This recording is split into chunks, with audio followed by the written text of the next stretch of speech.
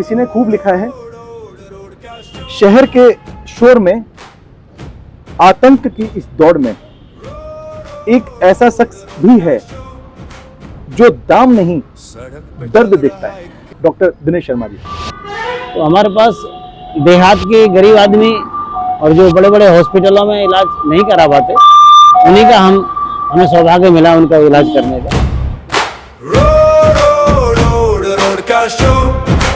क्योंकि सस्ती, अच्छी और समय पे सुविधाएं चिकित्सा की मिल जाएं तो मरीज जल्दी ठीक होता है। आपके यहाँ पर अगर कोई एक छोटे से छोटा गरीब तबके का व्यक्ति भी आता है, यहाँ पर हॉस्पिटल दूर दूर तक नहीं थे नोएडा के अंदर, मेडिकल स्टोर भी हरौला में एक होता था। कई बार तो ऐसा होता था कि मरीज ठीक हो गया और ठीक होने के बाद कहने लगा सर आज तो पैसे नहीं। तो लोग आते थे देने के लिए पैसे आपको वापस, कभी ऐसा हुआ है? कुछ लोग आते थे जो मजबूरी में नहीं आते थे, उनका भी धन्यवाद रहा। जिनके पास बजट नहीं होता है वो बड़े बड़े मल्टी स्पेशलिस्ट डॉक्टर्स के साथ बैठने से डरता है। अब मेडिक्लेम पॉलिसी सबसे पहले जो मल्टी स्टोरी हॉस्पिटल्स हैं आजकल, वो सबसे पहले ये पूछते हैं, चाहे किसी का एक्सीडेंट हुआ है, इमरजेंसी में गया, आपका मेडिक्लेम है?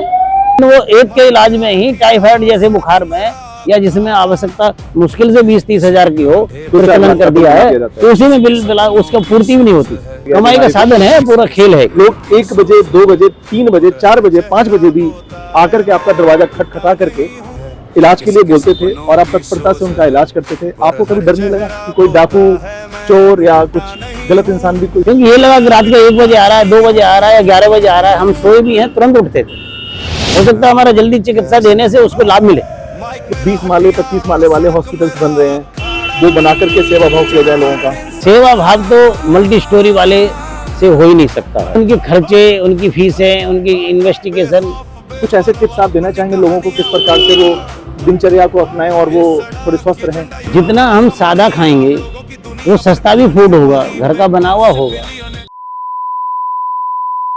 रोड का शो में आपका स्वागत है। और आज एक अनोखी शख्सियत, एक ऐसी शख्सियत जिनसे हम आपको मिलवाने जा रहे हैं। किसी ने खूब लिखा है, शहर के शोर में, आतंक की इस दौड़ में एक ऐसा शख्स भी है जो दाम नहीं दर्द देखता है। उनकी कहानी से आपको रूबरू कराएंगे, उनके जीवन काल को लेकर के, उनकी चीज़ों को लेकर के और एक उनकी क्लिनिक को लेकर के। आज हम रोड पे बैठे हैं उनके साथ। आइए मिलवाते हैं आपको डॉक्टर दिनेश शर्मा जी से। नमस्कार सर। नमस्ते। तो मैं डॉक्टर दिनेश कुमार शर्मा, मैं नोएडा में 1987 में आया था। 87 से हमने एक छोटी सी क्लिनिक स्टार्ट की थी इसी रोड पर। जी जी, जैसा कि मैं देख पा रहा हूँ। जैसे ये 93 में हमने यहाँ पर एक क्लिनिक ली और थोड़ा सा क्लिनिक बढ़ाई। तो हमारे पास देहात के गरीब आदमी और जो बड़े बड़े हॉस्पिटलों में इलाज नहीं करा पाते, उन्हीं का हमें सौभाग्य मिला उनका इलाज करने का। क्योंकि सस्ती, अच्छी और समय पे सुविधाएं चिकित्सा की मिल जाएं तो मरीज जल्दी ठीक होता है। जी बिल्कुल, ये हमारा एक उद्देश्य रहा शुरू से ही। और सेवा भाव भी रही और उसी में हमारा जीवन यापन भी चलता रहा।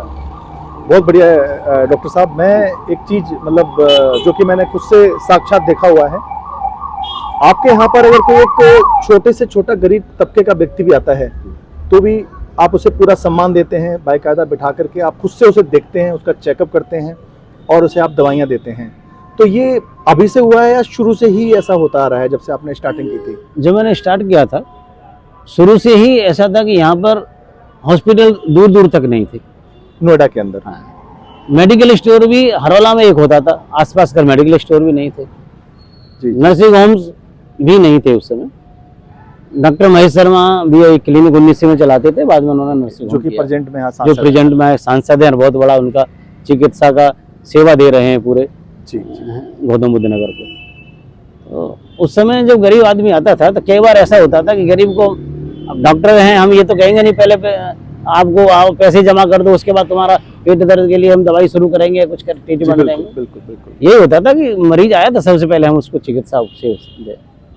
और कई बार तो ऐसा होता था कि मरीज ठीक हो गया और ठीक होने के बाद कहने लगा सर आज तो पैसे नहीं है। बहुत उस समय हम बहुत मिनिमम एक चिकित्सा शुल्क लेते थे। जी। वो भी कई बार पेशेंट पे नहीं होता था तो हम उसकी भी कहते थे चलो आप ठीक हो जाओ, जब हो तो दे देना, नहीं तो कोई बात। तो लोग आते थे देने के लिए पैसे आपको वापस, कभी ऐसा हुआ है? कुछ लोग आते थे जो मजबूरी में नहीं आते थे, उसका उनका भी धन्यवाद रहा।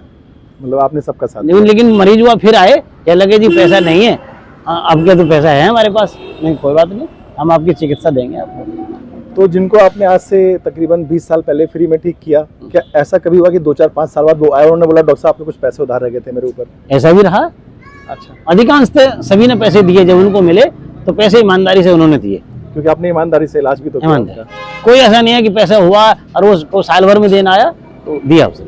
आज की इस भागदौड़ भरी जिंदगी में कोई ऐसा व्यक्ति नहीं है मुझे लगता है जो बीमार नहीं पड़ता, लेकिन जिनके पास बजट नहीं होता है वो बड़े बड़े मल्टी स्पेशलिस्ट डॉक्टर्स के साथ बैठने से डरता है, बड़े बड़े हॉस्पिटलों में जाने से डरता है। और आजकल नई नई चीज़ें आ गई हैं, मरीज को भर्ती करते हैं और उसे सुना है मैंने मारने तक की कगार पर छोड़ देते हैं। डॉक्टर साहब आपका कुछ कहना है इस चीज़ पर कि ये इंश्योरेंस चल गए हैं और लोग जानबूझ के जाके भर्ती होते हैं या डॉक्टरों ने भर्ती कर देते हैं, कुछ ऐसा कुछ? इस विषय में मैं थोड़ा सा प्रकाश डालना चाहता हूँ। जी जी। जब हमारा क्लिनिक था यहाँ पर, तो मोरना, गिजौल, होशियारपुर, विशनपुरा, निठारी और हरौला तक कई बार हम उनके स्कूटर पर बैठ कर जाते थे और वो चिकित्सा घर भी उपलब्ध कराते थे। अच्छा अच्छा अच्छा। ऐसा काल भी देखा था हमने। हम्म। और जब ये कंसेप्ट हुआ 15-20 सालों से हुआ है कि मेडिक्लेम पॉलिसी होगी। अब मेडिक्लेम पॉलिसी सबसे पहले जो मल्टी स्टोरी हॉस्पिटल्स हैं आजकल, जी जी जी, जहाँ सुविधाएं बहुत अधिक हैं, वो सबसे पहले ये पूछते हैं, चाहे किसी का एक्सीडेंट हुआ है, इमरजेंसी में गया, आपका मेडिक्लेम है? बिल्कुल ऐसे पूछा जाता है। मेडिक्लेम कितना है? लोगों 5 लाख का मेडिक्लेम है। अच्छा, इंश्योरेंस दिखाओ और एडमिट हो जाओ। एडमिट हो जाओ और फिर जहाँ उनको जिस चीज की आवश्यकता नहीं है वो जांच भी की जाएंगी, वो भी की जाएंगी। और वो उसका मेडिक्लेम पॉलिसी उसने 5 लाख की या 4 लाख की अपनी आवश्यकता के अनुसार या अपना जितना उसका बजट है उनके अनुसार लेते हैं। जी बिल्कुल। लेकिन उसमें फैमिली के 4-5 आदमियों का नाम भी वो लिखवाता है गरीब आदमी, लिख पाता है। लेकिन वो एक के इलाज में ही टाइफाइड जैसे बुखार में या जिसमें आवश्यकता मुश्किल से 20-30 हजार की हो, वहीं वो ऐसा प्रचलन कर दिया है कि उसी में बिल उसका पूर्ति भी नहीं होती। सच कह रहे हैं आप, बिल्कुल ऐसा देखने को मिल रहा तो ये बहुत ही मरीज के साथ, और जब से इंश्योरेंस पॉलिसी चली है, अभी भगवान जाने कहाँ रुकेगा। एक खेल चल रहा है पूरा, ये कमाई का साधन बना दिया गया। कमाई का साधन है, पूरा खेल है, पूरा खेल है। डॉक्टर साहब, एक ऐसा वक्त भी रहा होगा, या मैंने सुना है आपके बारे में, आपका ऊपर निवास था और नीचे क्लिनिक था आपका जी, जिस समय लोग 8 बजे अपने दरवाजे बंद करके सो जाते थे गहरी नींद में, लोग 1 बजे, 2 बजे, 3 बजे, 4 बजे, 5 बजे भी आकर के आपका दरवाजा खटखटा करके आपको जगा करके इलाज के लिए बोलते थे और आप तत्परता से उनका इलाज करते थे। आपको कभी डर नहीं लगा कि कोई डाकू, चोर या कुछ गलत इंसान भी कोई हो सकता है? जब मन में केवल चिकित्सा का सेवा भाव था। जी जी। और मैं नीचे क्लिनिक मेरा है, ऊपर मेरा रेजिडेंस था यहाँ पर, तो जो मरीज आए सबसे पहले यही देखा गया कि जो मरीज है वो मरीज आया है। जी जी। कभी भी ये नहीं देखा, कभी भी मन में ये डर नहीं आया कि डाकू हो सकता है, लुटेरा हो सकता है, क्योंकि ये लगा कि रात को 1 बजे आ रहा है, 2 बजे आ रहा है या 11 बजे आ रहा है, हम सोए भी हैं, तुरंत उठते थे, बैल जैसे मालूम पड़ती थी, 2 मिनट में हम नीचे पहुंचते थे। हो सकता है हमारा जल्दी चिकित्सा देने से उसको लाभ मिले। कितनी बड़ी सोच है डॉक्टर साहब की। कभी ये भी नहीं पूछते थे रात को कि पैसा है या नहीं है, चल पैसा तो दे दे, सेकंड थिंग है, हमारा जो सेवा भाव है उसको समय पर चिकित्सा उपलब्ध करानी है जैसी जल्दी हो सके। एक डॉक्टर की प्राथमिकता होती है कि वो सबसे पहले मरीज की रक्षा करे, जान बचाए, जो कि उन्हें सिखाया जाता है उनके पेशे में। और आजकल के डॉक्टर जिस चीज़ को चरितार्थ नहीं कर पा रहे हैं, डॉक्टर साहब पिछले शुरू से लेके अब तक उस चीज़ पर डटे हुए हैं, टिके हुए हैं और अपना जो भी है सबको समर्पण करके बैठे हुए एक आम इंसान के लिए।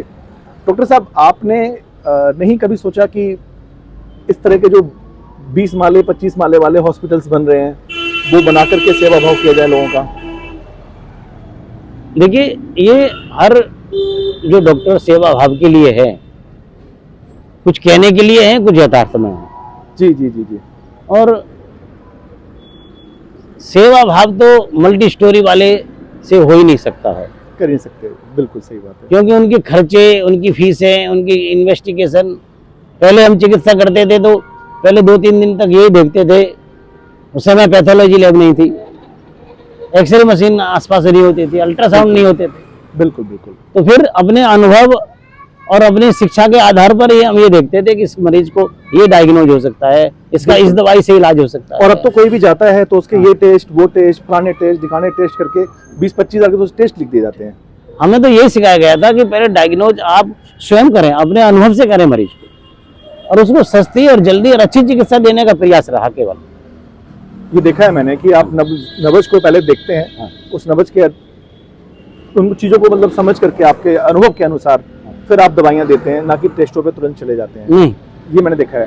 डॉक्टर साहब, इस समय आजकल की भागदौड़ की ज़िंदगी में देख रहे हैं हर व्यक्ति तो बीमार ही पड़ रहा है, कुछ लोग इलाज भी नहीं करा पा रहे हैं, और जिस प्रकार से मौसम बदल रहा है, चीज़ें हो रही हैं, हम लोग अच्छा नहीं खान पान हो पा रहा है हम लोगों का। कुछ ऐसे टिप्स आप देना चाहेंगे लोगों को, किस प्रकार से वो दिनचर्या को अपनाएं और वो थोड़े स्वस्थ रहें? देखिए पहले ये कहावत थी, सादा जीवन उच्च विचार। जी जी जी अब उसी में यदि हम ये जोड़ते हैं कि सादा भोजन जी जी और स्वस्थ विचार, जी जी जी जितना हम सादा खाएंगे वो सस्ता भी फूड होगा, घर का बना हुआ होगा। जी बिल्कुल। और स्वस्थ रहने का सबसे बड़ा एक टिप्स तो ये है। दूसरा, क्योंकि हम आयुर्वेद से आते हैं और हाँ, मैंने सुना है आप आयुर्वेदिक का भी ज्ञान, हाँ। आयुर्वेदिक ज्ञान है आपको हाँ, काफी मैंने अच्छा। BMS दिल्ली से किया है। तो उसमें ये है कि सबसे पहले हम मॉर्निंग आवर्स में जल्दी उठें, जी जी जी योगा करें, प्राणायाम करें, मॉर्निंग वॉक करें। हाँ शरीर को, हमारा शरीर स्वस्थ है तो मन भी स्वस्थ रहेगा, और डॉक्टर स्वस्थ हैं तो वो मरीज को भी स्वस्थ रखने का गुण दे सकते हैं। गुण दे सकते हैं, बिल्कुल। तो मैंने तो हम सब अपने मरीजों को यही कहा कि जब आपको ये लग रहा हो कि भूख लग रही है, नहीं लग रही है, तो नहीं खाओ। जब मन में ये उठ रहा है कि हम घूमने जाएं या नहीं जाएं, जाना चाहिए। जैसे कि मैं आपको 20 से 25 साल से ऐसे ही दिखता रहा हूँ, कोई चेंज नहीं है आपके अंदर। मैं सुबह 5 बजे उठकर और नित्य प्रतिक्रिया से निवृत्त होकर के सबसे पहले मॉर्निंग वॉक करता हूँ। अभी भी? हाँ जी, मॉर्निंग वॉक से आगे स्नान करके भी धर्म पूजा करके 6:30 बजे तक मैं कंप्लीट हो जाता हूँ। अरे वाह, जो कि आजकल लोग सर्दी का मौसम हो या गर्मियों का हो, और जो एक ही रूटीन है। जबकि लोग आजकल बिल्कुल नहीं है, सब इन सब चीजों से दूर है। मतलब ये भी रूटीन अपना करके वो स्वस्थ रह सकते हैं। बिल्कुल स्वस्थ रह सकते हैं। डॉक्टर साहब, इमरजेंसी में कोई आपके पास आए और वो बोले कि डॉक्टर साहब मेरे पास जो है पैसे नहीं हैं, क्या आप मुझे दवा दे सकते हैं, तो आज की डेट में भी क्या आप तत्पर हैं? बिल्कुल 100%। मतलब अभी भी जैसा उनका अभी भी हमारा वही रूटीन है। मरीज आया है तो पहले पैसे जमा नहीं कराएंगे, पहले आप उसका इलाज देखेंगे। कराएंगे, और जब 8 घंटा हो जाएगा उसको लाभ मिलेगा जब वो पूछेगा कि दवाई समझा दो, दवाई उसको समझा दी या लिख दी गई दवाई जी बिल्कुल। जो नहीं है तो पैसे नहीं है तो ठीक है, फिर दे देगा, और देते हैं, और होता है ऐसा, देते हैं। ऐसा होता आया पहले से, और लोगों को विश्वास है वहाँ पैसा नहीं है तो दवाई मिल जाएगी। दवाई मिल जाएगी। मतलब आपके पास बहुत सारे मरीज ऐसे होंगे जो इस बहुत सोच के आते हैं बहुत मरीज कि आज दवाई ले लेंगे तो पैसे 2-4 दिन में दे देंगे। और कोई ऐसा मरीज रहा ही नहीं जिसने ना दिया हो। तो ये तो सर आपकी महानता है कि आप उनकी मदद करते हैं और वो उस चीज को समझते हैं और वापस आके आपका एहसान चुकाते हैं। नहीं, ऐसा नहीं है, वो अपना कर्म कर रहे हैं, हमें अपना कर्म किया है। और आप तत्परता से निभाते जा रहे हैं उस बिल्कुल निभाते रहेंगे। परिवार में कौन कौन है डॉक्टर साहब आपके?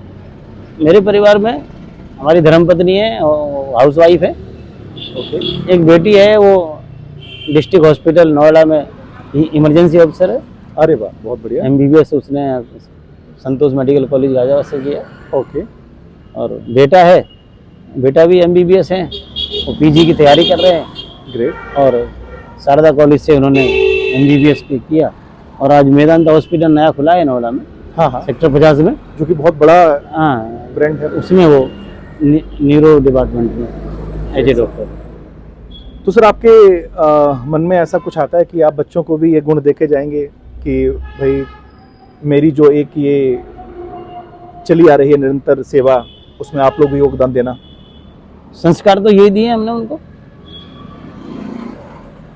मतलब आप चाहेंगे कि जब हम उस समय से यहाँ कर, हम नोएडा में रहने के लिए भगवान ने घर दिया है, बच्चे दिए हैं, दोनों शिक्षा होगी है, तो ये सब उन जो मरीज गरीब जो ठीक हुए हैं हमसे, जिनकी सेवा करी है, सिलसिला चला सब रहा उनकी है। दुआ का फल है। बिल्कुल, कि उनको भी आपने- दुआ मिलेगी फिर। बिल्कुल मिलेगी सर। ये देखो, सेवा करने के बाद ही दुआ मिलेगी। यदि आप चीटिंग करेंगे, और चिकित्सा व्यवसाय के साथ जो सेवा भाव होता है, मरीज तो डॉक्टर को भगवान समझता है, भगवान समझता है, कहते हैं। और भगवान जो है उसको काटने लगे। बिल्कुल, कहते हैं एक भगवान को एक भगवान नीचे है। एक भगवान नीचे। तो हमें वो उनकी भावनाओं की कदर करनी चाहिए। मरीज को मरीज ना समझ के इंसान समझना चाहिए। ये समझना चाहिए कि मरीज जब आ रहा है हमारे पास तो एक इंसान के रूप में भगवान भेज रहा है कि हाँ जाओ चिकित्सा मिलेगी आपको। चिकित्सा मिलेगी। और आप उस पर देखा है मैंने, तत्पर रह करके खड़े उतरते हैं आप उन चीज़ों पे। डॉक्टर साहब, मैंने सुना है आप काफ़ी ज़्यादा सामाजिक कामों में भी बढ़ चढ़ कर आगे आते हैं और आप कई सारे संस्थानों से जुड़े हुए हैं, जैसे कि कोई नाम आप बताना चाहेंगे? भी मैं अपने सेवा हो रही है। सेक्टर की RW में वर्तमान में प्रेसिडेंट हूँ अच्छा अच्छा अच्छा। और सेक्टर को क्लीन, स्वच्छ, हरित रखने में, उसके विकास में ये सेवा मैं काफ़ी सालों से दे रहा हूँ। 2010 से 2025 तक मैं निरंतर RW में रहा हूँ। तो जिस सेक्टर में रहता हूँ तो उस सेक्टर का ये हमारा दायित्व बनता है कि हम उसके सेवा का अवसर हमें मिला है तो उसको हम।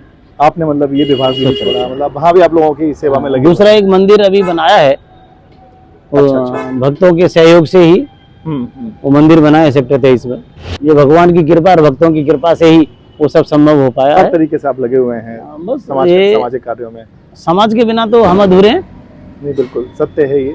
और नोएडा की एक फोनरवा है, उसका भी मैं एग्जीक्यूटिव मेंबर हूँ। अरे वाह। नोएडा की 125 RW हैं जो हर सेक्टर के विकास के लिए तत्पर रहते हैं। भगवान ने भी आपको सब कुछ दिया है, नेम फेम और सब कुछ, क्योंकि आप इस लेवल पे लगे रहे हैं चीज़ों में। डॉक्टर साहब, आपकी ज़िंदगी का कोई ऐसा पल जिसमें आपको सबसे ज़्यादा प्रसन्नता मिली हो, ऐसा कोई पल बताना चाहेंगे आप, शेयर करना चाहेंगे हमारे लोगों के साथ? एक बार की बात है जी। कि मरीज आया, उसको दस्त लग रहे थे, उल्टी दस्त। हाँ हाँ कॉलरा टाइप था। हाँ हाँ। अब बिहार का रहने वाला था, बिहार से 10 आदमी आए, ओके। उसको लाए, हमने रख लिया, डे केयर था, उसको हम ग्लूकोज वगैरह चढ़ाते थे इलाज पे। मरीज ठीक होता चला गया, लेकिन वो उनके साथ आने वाले 10 में से एक रह गया। अच्छा, पहले वो लोग काफ़ी लोग आके बैठते हो हाँ, उनके साथ। वो आए तो अब तो मेरा भतीजा है, ऐसा है। उनकी मजबूरी थी कि उन पर पैसा नहीं था। पैसा नहीं था। लेकिन मुझे खुशी इस बात की हुई कि मैंने एक गरीब और बीमार का इलाज किया और वो ठीक हुआ। और वो ठीक हो।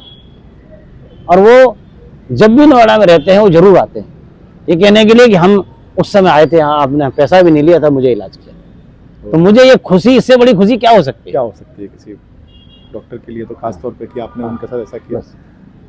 तो सब ऐसा कभी हुआ है कि आपने ज़िंदगी में कोई ऐसा केस लिया हो जो सबने मना कर दिया हो कि तुम्हें ये दिक्कत होगी, तुम ठीक नहीं हो सकते, और आपने ठीक करके दिखाया हो उसे? कई बार ऐसा होता है कि आयुर्वेद की दवाइयाँ जो होती हैं बड़ी कारगर हैं। और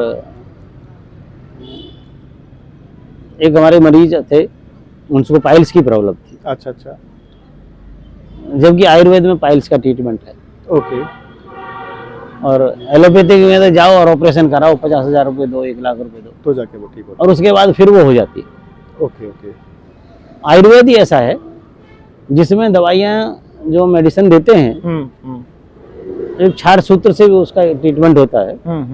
तो उसके बाद वो जड़ से खत्म हो जाता है। अच्छा, मतलब जो इसकी इतनी बड़ी पद्धति है उसमें उसका इलाज नहीं है, आयुर्वेदिक में उसका इलाज है। आयुर्वेद में इलाज है हम्म। और इतना अच्छा इलाज है कि, लेकिन साथ में हम लोग भी उनको ये बताते हैं कि ये बीमारी पैदा कैसे हुई, आपके खान पान से हुई है। खान पान को नियमित करो, जो चीजें नुकसान करती हैं, कब्ज बढ़ती है तो वो धीरे धीरे पाइल्स की तरफ आती है। हाँ हाँ। तो हमारे सारे मरीज जब परेशान होकर आते हैं तो उसको सलाह मानते हैं और उन्हें और अधिकांश मरीज ठीक हो। डॉक्टर साहब, आपकी लाइफ का कोई ऐसा पल आप शेयर करना चाहेंगे जिसमें, जो कि आपके लिए बहुत दुखद रहा हो, कोई एक ऐसा पल? ऐसा कभी नहीं आया, हमेशा आप जो है, हम तो खुश रहे, हमेशा मरीज भी खुश रहे और हम भी खुश रहे। और आपकी खुशी का राज भी है कि हमेशा खुश रहते हैं। अब जब हम दूसरों को खुशी रखना चाहते हैं तो हम भी खुश रहे। बहुत बढ़िया डॉक्टर साहब। ये उनकी दुआ है, उन सब मरीजों की दुआ है, उन गरीबों की दुआ है जिनकी हम सेवा कर पाए और आज हम भी स्वस्थ हैं। और यदि किसी गरीब को या जो मरीज ऐसा है जिसको पैसे खर्च करने में असमर्थ है, बड़ी हॉस्पिटल से चिकित्सा सुविधाएं वो नहीं ले सकता, तो मैं उन सभी से रिक्वेस्ट करता हूं कि हमारा क्लिनिक सेक्टर 22 में रघुवीर मेडिकल क्लिनिक के नाम से ESI हॉस्पिटल के सामने है, वहाँ आएँ और हम उनका प्रयास करेंगे अधिक से अधिक अच्छा इलाज करने का और सस्ता और सुलभ करने का प्रयास करें। बहुत बढ़िया सर। कहाँ सोचता है कोई इतना आजकल किसी आम इंसान के बारे में, और आप आज भी जो है लोगों को बता रहे हैं कि आप आइए और इलाज कराइए अपना और ठीक होके जाइए। संतुष्टि का भाव जब भी मिल जाए, किसी चिकित्सक को मिलना चाहिए। जब तक एक चिकित्सक अच्छी तरह संतुष्ट नहीं होगा, जो कि हो जाना चाहिए, जीवन का उद्देश्य भी यही है कि अच्छी चिकित्सा और संतुष्टि के साथ दी जाए, तो उसमें कोई परेशानी कभी आती नहीं। तो देखा आपने, डॉक्टर साहब आज भी उन लोगों को इनवाइट कर रहे हैं जिनको अपना इलाज कराना है, बहुत ही नॉमिनल चार्ज पर, और वो सोचते हैं कि कहीं बड़े हॉस्पिटल में जाएंगे और इलाज महंगा पड़ेगा और उनकी बीमारी बढ़ती जा रही है। एक बार आइए और अपना इलाज ज़रूर कराइए। बहुत बढ़िया। तो डॉक्टर साहब का एक छोटे से समय में पूरा परिचय जो उन्होंने दिया है, काफ़ी ज़्यादा लोगों के लिए एक समझने की और एक ऐसी चीज़ है कि वो भी उस पद पर चलें, उनके पद चिन्हों पर चलकर कई सारे डॉक्टर्स बहुत कुछ सीख ले सकते हैं, जिनको ये डिग्री मिलती है कि वो लोगों की सेवा करें, गरीबों की मदद करें, जैसा कि डॉक्टर साहब करते आ रहे हैं। उम्मीद करता हूँ कि हमारा ये इंटरव्यू आपको बहुत अच्छा लगा होगा, और इसी के साथ हम आज का अपना ये इंटरव्यू समाप्त करते हैं। मिलते हैं जल्दी ही किसी नए इंटरव्यू में, तब तक के लिए नमस्कार। नमस्कार।